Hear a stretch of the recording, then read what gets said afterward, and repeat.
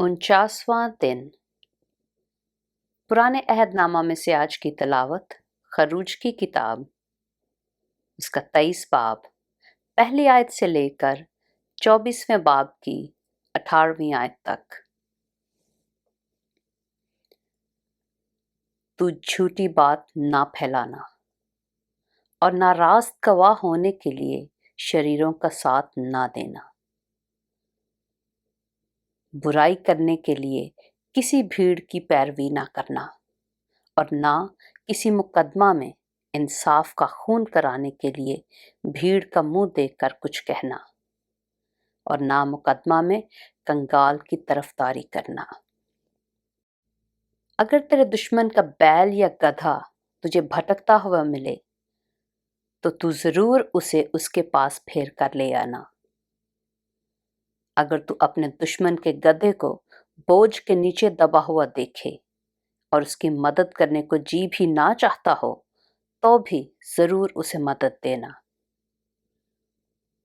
तू अपने कंगाल लोगों के मुकदमा में इंसाफ का खून ना करना। झूठे मामला से दूर रहना और बेगुनाहों और सादिकों को कत्ल ना करना, क्योंकि मैं शरीर को रास्त नहीं ठहराऊंगा। तू रिश्वत ना लेना, क्योंकि रिश्वत बिनाओं को अंधा कर देती है और सादिकों की बातों को पलट देती है। और परदेसी पर जुल्म ना करना, क्योंकि तुम परदेसी के दिल को जानते हो, इसलिए कि तुम खुद भी मुल्क मिस्र में परदेसी थे।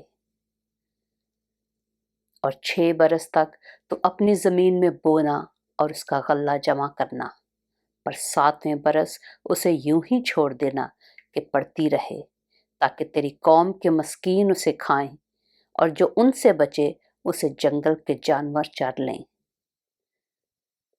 अपने अंगूर और जैतून के बाग से भी ऐसा ही करना।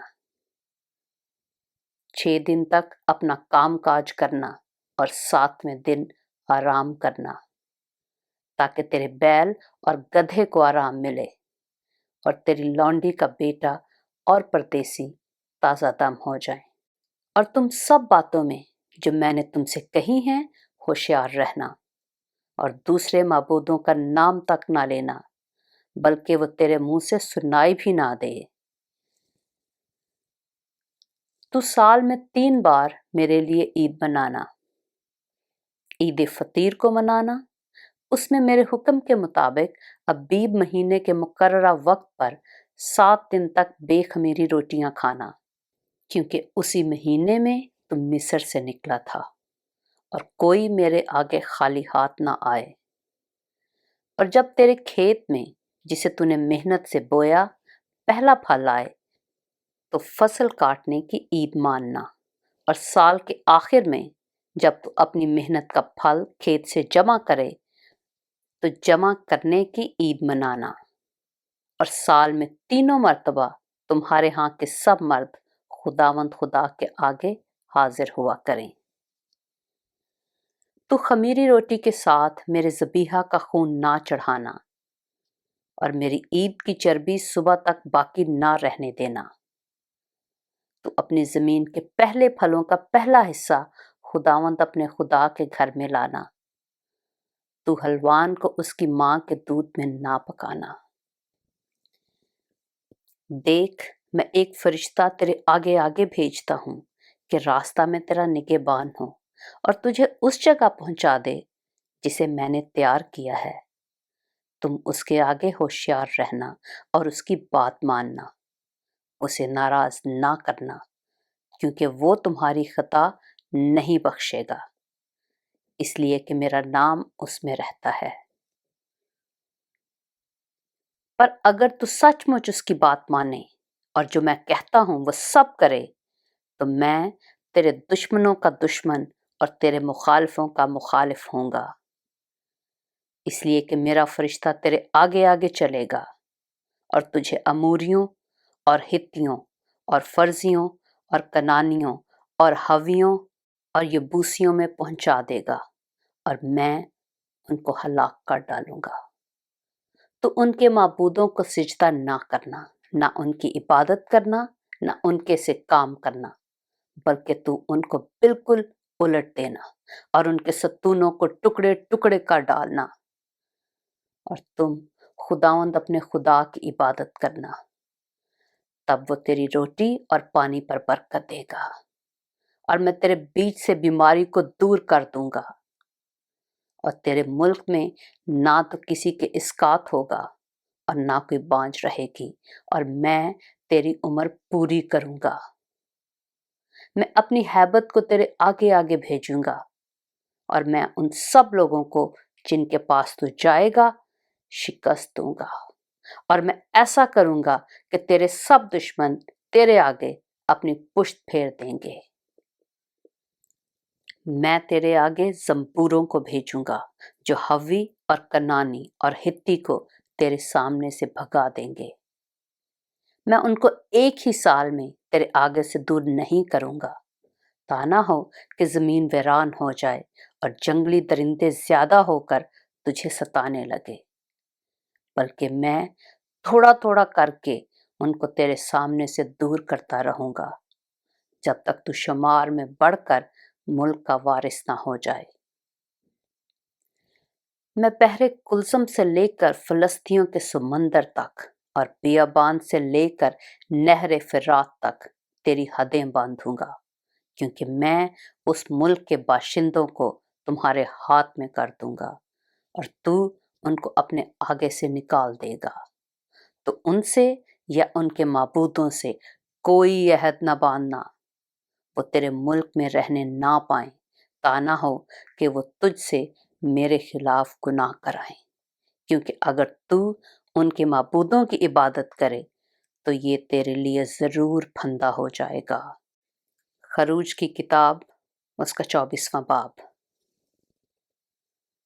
اور اس نے موسیٰ سے کہا کہ تو ہارون اور ندب اور ابیہو اور بنی اسرائیل کے 70 بزرگوں کو لے کر خداوند کے پاس اوپر آ، اور تم دور ہی سے سجدہ کرنا۔ اور موسیٰ اکیلا خداوند کے نزدیک آئے، پر وہ نزدیک نہ آئیں اور لوگ اس کے ساتھ اوپر نہ چڑھیں۔ اور موسیٰ نے لوگوں کے پاس جا کر خداوند کی سب باتیں اور احکام ان کو بتا دیے، اور سب لوگوں نے ہم آواز ہو کر جواب دیا کہ جتنی باتیں خداوند نے فرمائی ہیں ہم ان سب کو مانیں گے۔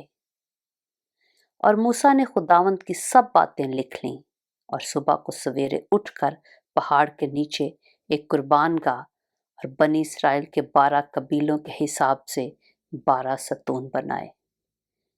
اور اس نے بنی اسرائیل کے جوانوں کو بھیجا جنہوں نے سوختنی قربانیاں چڑھائیں اور بیلوں کو ذبح کر کے سلامتی کے ذبیحے خداوند کے لیے گزرانے۔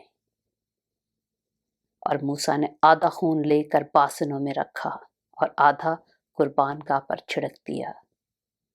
پھر اس نے عہد نامہ لیا اور لوگوں کو پڑھ کر سنایا۔ انہوں نے کہا کہ جو کچھ خداوند نے فرمایا ہے اس سب کو ہم کریں گے اور تابع رہیں گے۔ تب موسیٰ نے اس خون کو لے کر لوگوں پر چھڑکا اور کہا، دیکھو یہ اس عہد کا خون ہے جو خداوند نے ان سب باتوں کے بارے میں تمہارے ساتھ باندھا ہے۔ تب موسیٰ اور ہارون اور ندب اور ابیہو اور بنی اسرائیل کے 70 بزرگ اوپر گئے، اور انہوں نے اسرائیل کے خدا کو دیکھا، اور اس کے پاؤں کے نیچے نیلم کے پتھر کا چبوترا سا تھا جو آسمان کی مانند شفاف تھا، اور اس نے بنی اسرائیل کے شرفا پر اپنا ہاتھ نہ بڑھایا۔